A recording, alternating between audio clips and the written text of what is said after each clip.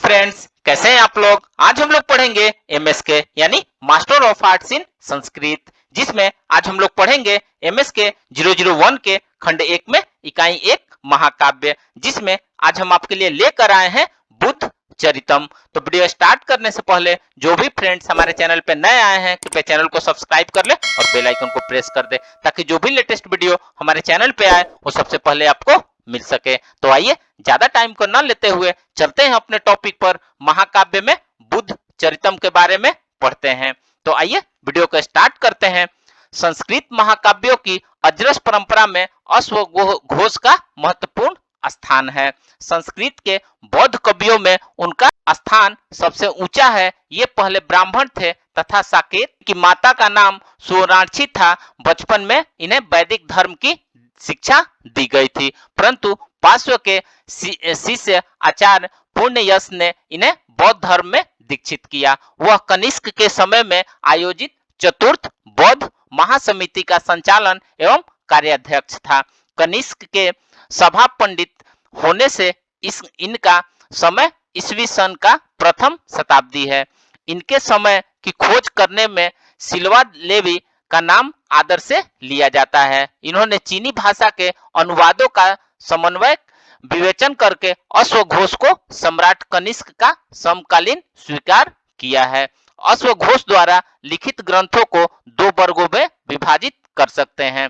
पहला है दार्शनिक वर्ग और दूसरा साहित्यिक वर्ग। दार्शनिक ग्रंथ चार है, जिसमें पहला है वज्र सूची, दूसरा है महायान स्रोतोत्पाद, तीसरा है गंडी स्रोत गाथा, चौथा है सूत्र अलंकार। साहित्यिक ग्रंथों में अश्वघोष की तीन कृतियां स्वीकार की गई है: बुद्धचरित, सौंदर्यनंद तथा सारीपुत्र प्रकरण। इनमें से प्रथम दो महाकाव्य है तथा अंतिम प्रकरण कोटि का रूपक है। आचार्य कपिल देव द्विवेदी लिखित संस्कृत साहित्य का समीक्षात्मक इतिहास पुस्तक में एक गेय नाटक का भी उल्लेख किया गया है, जिसका नाम है राष्ट्रपाल। यह अश्वघोषकृत 28 सर्गों का महाकाव्य है, किंतु पूरा ग्रंथ संस्कृत में उपलब्ध नहीं है। संस्कृत में प्रथम सर्ग के आरंभिक कुछ श्लोक तथा 14वें सर्ग के 32वें श्लोक से ग्रंथ के अंत तक का भाग नहीं मिलता है। चीनी और तिब्बती भाषा में पूरे महाकाव्य का अनुवाद सुरक्षित है, जिनके आधार अस्टन ने इसका अंग्रेजी अनुवाद करके उपलब्ध मूल भाग का संपादन एवं विस्तृत भूमिका के साथ प्रकाशित कराया है। आइए इसके वर्ण विषय के बारे में पढ़ते हैं। संस्कृत में प्राप्त बुद्ध चरित बुद्ध के जन्म से लेकर बुद्धत्व की प्राप्ति तक का ही प्रतिपादन करता है। शेष भाग में धर्मचक्र प्रवर्तन से लेकर बुद्ध के महापरिनिर्वाण एवं अशोक के द्वारा स्तूप निर्माण का वर्णन है। जनस्टन के द्वारा किए गए अंग्रेजी अनुवाद पर आश्रित हिंदी रूपांतरण को आधार बनाकर जबलपुर के पंडित रामचंद्र दास शास्त्री ने संपूर्ण बुद्ध चरित्र को संस्कृत में रूपांतरित किया है। पूरे बुद्ध चरित्र का चीनी अनुवाद धर्मरक्ष, धर्मक्षेम या धर्माक्षर नामक भारतीय विद्वान ने किया है। तिब्बती भाषा में अनुवाद 800 ईस्वी के लगभग में हुआ था। चीनी यात्री इत्सिंग ने इसे विशाल महाकाव्य बताया है। प्रोफर्सकावेल ने 1893 ईस्वी में इंग्लैंड में इसका संस्करण प्रकाशित किया था। बुद्ध चरितम महाकाव्य का सर्गानुसार संक्षिप्त कथा इस प्रकार है: सर्ग 1 में बुद्ध का जन्म, सर्ग 2 में अंतःपुर में विहार, सर्ग 3 में रोगी और वृद्ध आदि व्यक्तियों को देखकर मन में संवेग की उत्पत्ति, सर्ग 4 में रमणियों द्वारा बुद्ध को अपने जाल में फंसाने की चेष्टा और बुद्ध द्वारा उनका तिरस्कार, 5 है बुद्ध का घर से अभिनिष्क्रमण, और छठा है सर्ग 6 है बुद्ध को छोड़कर घुड़सवार छंदक का नगर में लौटना, सर्ग 7 है गौतम का तपोवन में प्रवेश, सर्ग 8 है अंतःपुर की नारियों का विलाप, सर्ग 9 है कुमार का अन्वेषण, और सर्ग 10 है बिंबिसार का आगमन, सर्ग 11 है काम की निंदा, सर्ग 12 है बुद्ध का अराड ऋषि के आश्रम में गमन और अराड द्वारा धर्मोपदेश देना, सर्ग 13 है मार अथवा कामदेव का बुद्ध की तपस्या में विघ्न डालना, दोनों का युद्ध और कामदेव की पराजय। सर्ग 14 है बुद्धत्व की प्राप्ति। सर्ग 15 है धर्म चक्र प्रवर्तन। सर्ग 16 अनेक शिष्यों का दीक्षित होना। सर्ग 17 महाशिष्यों की प्रवर्ज्या। सर्ग 18 अनाथ पिंड की दीक्षा। सर्ग 19 पिता पुत्र समागम। सर्ग 20 जेतवन स्वीकार है प्रवज्या स्रोत वर्णन। सर्ग 22 गौतम का अम्रपाली के उपवन में गमन। सर्ग 23 आयु पर अधिकार करने के प्रकार का वर्णन। सर्ग 24 गौतम की लिविचियों पर अनुकंपा।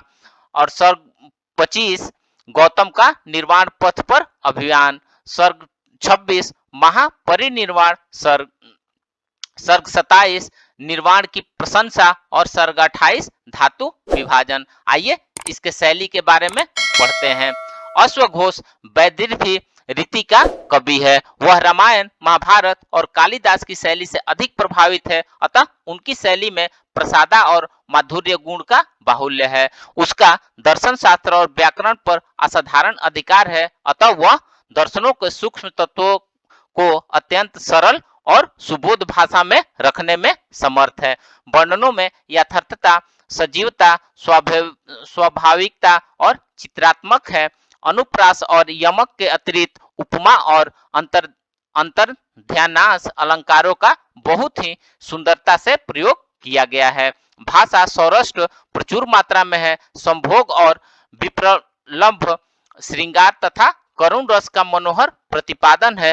बुद्ध के उपदेश से प्रतिबुद्ध नंद की अवस्था एक विरक्त भिक्षु जैसी है। अश्वघोष ने इसका अत्यंत सुंदर भाषा में वर्णन किया है। अश्वघोष की भाषा शैली में भावों के अनुगमन की अनुपम शक्ति है। गौतम बुद्ध के पिता सुधोधन के आत्म संयम में भाषा का आरोह अवरोह प्रेक्षणीय है।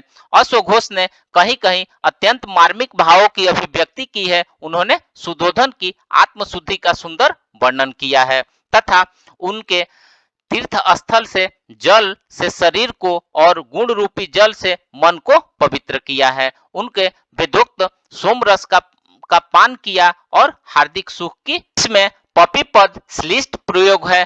पपी दूसरा पपो रक्षा की। बुद्ध चरित महाकाव्य में शांत रस प्रधान है। तपस्या के लिए सिद्धार्थ के दृढ़ संकल्प में शांत रस की यह उद्भावना दर्शनीय है। अन्य रसों में अश्वघोष ने श्रृंगार रस के दोनों रूपों तथा करुण का स्मरणीय चित्रण किया है। बुद्ध चरित के अष्टम सर्ग में अंतःपुर विलाप के प्रसंग में करुण रस का मार्मिक रूप से उद्भावन हुआ है। अश्वघोष के महाकाव्यों में अनुप्रास, यमक, उपमा, रूपक, उत्प्रेक्षा, अंतरान्यास, वक्रोक्ति और एकावली आदि अलंकार प्रचुर मात्रा में प्राप्त होते हैं। बुद्ध के दर्शनार्थ खिड़कियों से झांकती हुई स्त्रियों को मुख भवन में सटे हुए कमल के समान प्रतीत हो रहे थे। अश्वघोष ने बुद्ध चरितम में आश्रम, नदी, वन, वृक्षादि प्राकृतिक वस्तुओं, श्रृंगार, करुण, वीर आदि रसों एवं स्वर्ग निर्वाण आदि दृश्यों का मार्मिक अत्यंत वर्णन प्रभाव ढंग से किया है। बुद्ध के दर्शनार्थ उत्सुक स्त्रियों की अस्त व्यस्त अवस्था का सुंदर चित्रण किया गया है। तो घोष ने मुख्य रूप से उपजाति और अनुपुष्ट छंद का प्रयोग किया है। संगात श्लोकों में वंशस्थ, शिखरिणी, मंदाक्रांता और शार्दुल विक्रीडित आदि छंदों का प्रयोग है। तो फ्रेंड्स, इस प्रकार से आज हमने महाकाव्य में बुद्ध चरितम के बारे में पढ़ा। तो मिलते हैं एक नए वीडियो के साथ में, तब तक से हमारे चैनल पे बने रहिए। धन्यवाद।